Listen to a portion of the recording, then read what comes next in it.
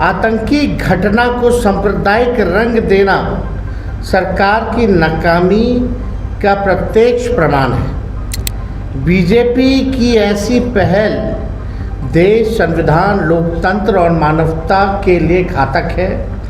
महागठबंधन इसकी निंदा करता है। जो भी बिहारी पर्यटक कभी कश्मीर में हैं, उनकी सुरक्षित वापसी के लिए आपने क्या प्रावधान किया?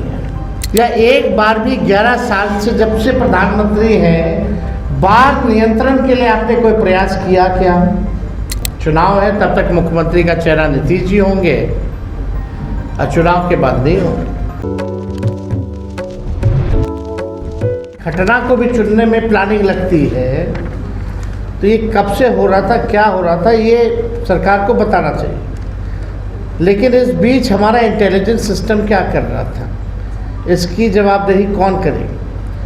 भारतीय जनता पार्टी, केंद्र सरकार और गोदी मीडिया के द्वारा आतंकी घटना को सांप्रदायिक रंग देना सरकार की नाकामी का प्रत्यक्ष प्रमाण है।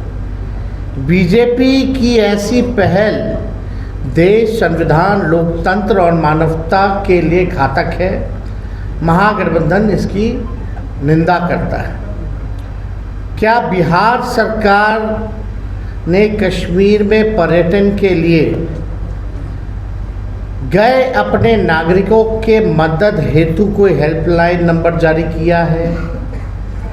क्या अपने किसी मंत्री की तैनाती वहाँ की है? बिहार के नागरिकों की सुरक्षित वापसी सुनिश्चित किया है?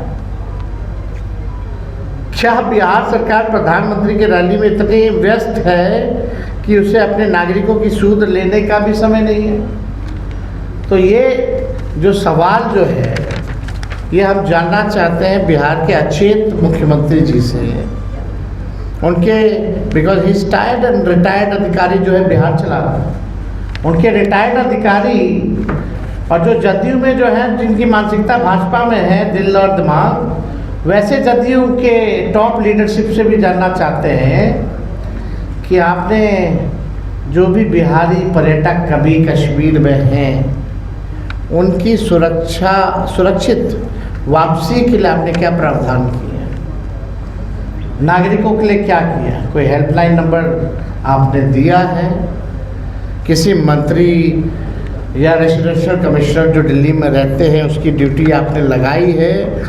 क्या बिहार निवास को भी वहाँ कोऑर्डिनेशन में लगाया गया है? क्या पहल की जा रही है? या पूरा सरकार और इनके अधिकारी, एक एक जिलाधिकारी केवल ऑर्डर निकालने में लगे कि भीड़ कैसे इकट्ठा हो प्रधानमंत्री जी के कार्यक्रम में? प्रधानमंत्री जी आए, बिहार आए, और हमें पूरा विश्वास था कि बिहार तो वो ज़रूर आएंगे क्योंकि चुनावी वर्ष है। कानपुर में भी आज प्रोग्राम था, लेकिन कानपुर का प्रोग्राम रद्द हो गया। वो मधुबनी आए, बिहार आए, मधुबनी आए, क्योंकि बिहार में चुनाव है। अच्छी बात है, आते रहे, लेकिन दुख की बात यह है कि आप मधुबनी वो इलाका है जहां बिहार में सबसे ज़्यादा पिछड़े हैं, गरीब हैं, वहीं से सबसे ज़्यादा पलायन होता है, बेरोजगारी वहीं है और बाढ़ ग्रसित इलाका है। अब तक पिछला कोसी में जो बाढ़ आया था, तो मानना चाहिए प्रधानमंत्री एक बार भी झांकने आए या टीम भी भेजी सर्वे के लिए कि कितना वहाँ नुकसान हुआ? कोई स्पेशल पैकेज दिया? बिहार जो है लगभग 76% बिहार का लैंड जो है बाढ़ ग्रसित रहता है, 76%, और ख़ास तौर पे उत्तर बिहार का इलाका। क्या प्रधानमंत्री जी से हम जानना चाहते हैं, क्या ये सच नहीं है कि आपने पिछला बार बिहार को कुछ नहीं दिया, बाढ़ जब आया था तो कोसी में? या एक बार भी 11 साल से जब से प्रधानमंत्री हैं, बाढ़ नियंत्रण के लिए आपने कोई प्रयास किया क्या? हम प्रधानमंत्री जी से ये भी जानना चाहते हैं, गुजरात में भी बाढ़ आया, अब बिहार में 76% प्रधानमंत्री आपने इस तरीके का भाषण प्रधानमंत्री नीतीश कुमार का रहता है, उनका उनका कहना है कि आपके साथ रहे कुछ नहीं हुआ, एनडीए के साथ आए तो विकास हुआ। देखिए, इस पे कोई टिप्पा टिप्पणी, मुख्यमंत्री जी पे कोई टिप्पा टिप्पणी हम नहीं करना चाहते। आप भी स्थिति को जान रहे हैं उनकी, हम भी जान रहे हैं, और बिहार के 13-14 करोड़ भी उनकी स्थिति को जान रहे हैं। उनसे हम सवाल नहीं पूछना चाहते, ना हम उनको कुछ कहना चाहते हैं। बस एक बात ज़रूर है कि उनको इस स्थिति में देख करके हमको पीड़ा होती है। एक अच्छा, एक just minute, are you ready?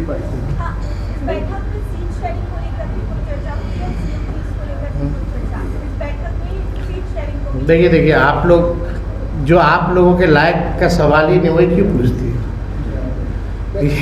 ये हम लोगों का काम है। पब्लिक इस बारे में जानना चाहती है तो एकदम बताइए ना, बताएंगे वक्त में बताएं। हाँ, एनडीए पहले एनडीए से पूछिए, एनडीए से पूछिए। और जहाँ तक उन लोगों का खेमा का बात है, तो ये बात तो तय है कि जब तक चुनाव है तब तक मुख्यमंत्री का चेहरा नीतीश जी होंगे, और चुनाव के बाद नहीं होंगे। हमारे यहाँ ठीक उल्टा है, हमारे यहाँ जो नाम होगा वही चुनाव के बाद भी होगा।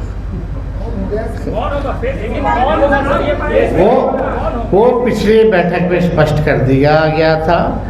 जो होशियार है समझते हैं, जो बेवकूफ़ है वो बेवकूफ़ रहेंगे। अब आप लोग तय कर लो।